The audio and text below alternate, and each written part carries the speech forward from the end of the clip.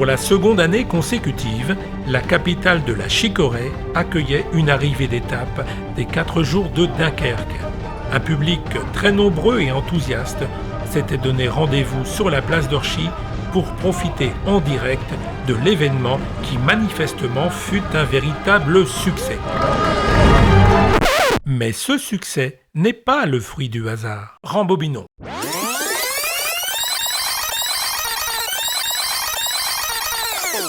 « 8h30, ceci met. Le matin même de la course, la place fourmille de techniciens qui s'affairent pour que cet événement soit des plus réussis.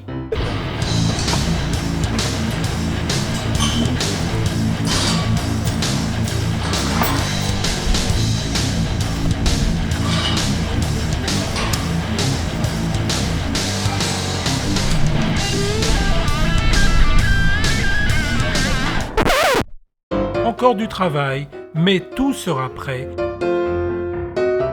Car tout doit être prêt.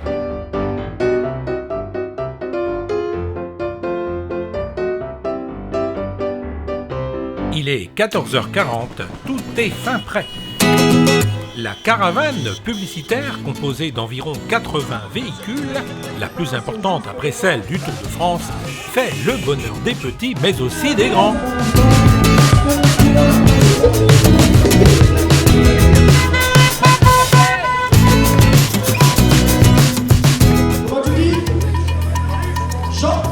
On peut mettre au crédit de l'animateur et de son public le succès de cet événement. Coluche, non. Comment tu dis? Mais crie plus fort, j'entends rien.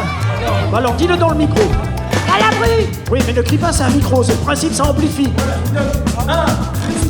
Les jeux s'interrompent pour laisser place à la compétition avec le premier passage des coureurs.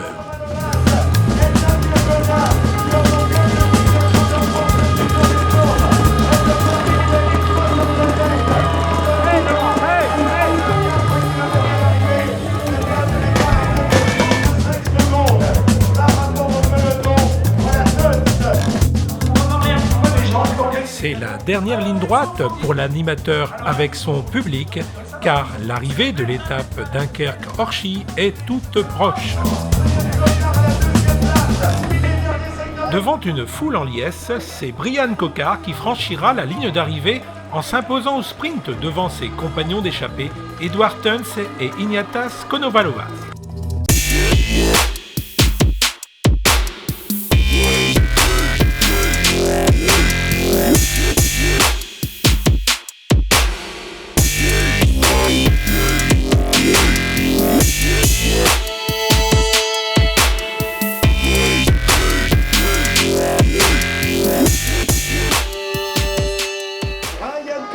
C'est tout naturellement Brian Cocard qui monte sur la première marche du podium, tandis que Daniel Manjas évoque le Grand Prix d'Orchy, grande course cycliste qui, jadis, se disputait chaque année avec des champions internationaux comme Jacques Anquetil, Raymond Poulidor ou Rick Van Looy. Merci la municipalité d'Orchy. En souvenir de notre passage, je vous remets le maillot rose à mettre Enfin, dessus. le président du comité d'organisation des 4 jours de Dunkerque, Bernard Martel, remercie la municipalité d'Orchy pour son concours, puis remet aux élus présents sur le podium le traditionnel cadeau en souvenir du passage de la course, dont le maillot rose signé par le vainqueur de l'étape.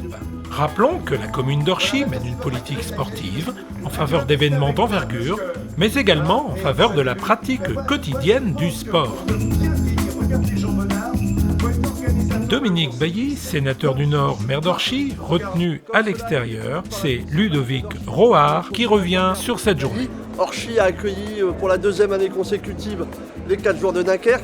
Cette année, nous avons eu la chance d'avoir le temps avec nous, alors que l'année dernière, malheureusement, l'arrivée s'était faite sous un temps pluvieux. Cette année, un soleil radieux, énormément de monde pour assister à cette course qui est d'envergure. Mais je pense qu'une nouvelle fois, Orchy a démontré à la fois son amour du cyclisme, à la fois le fait qu'elle était une ville sportive et aussi sa capacité à accueillir des événements d'envergure. c'est une volonté municipale d'accueillir de tels événements. Nous avons le Tour de France, nous avons les 4 jours de Dunkerque. Orchy, c'est une ville sportive, c'est une ville qui s'est organisée et donc c'est une fierté qui est partagée par l'ensemble de la municipalité.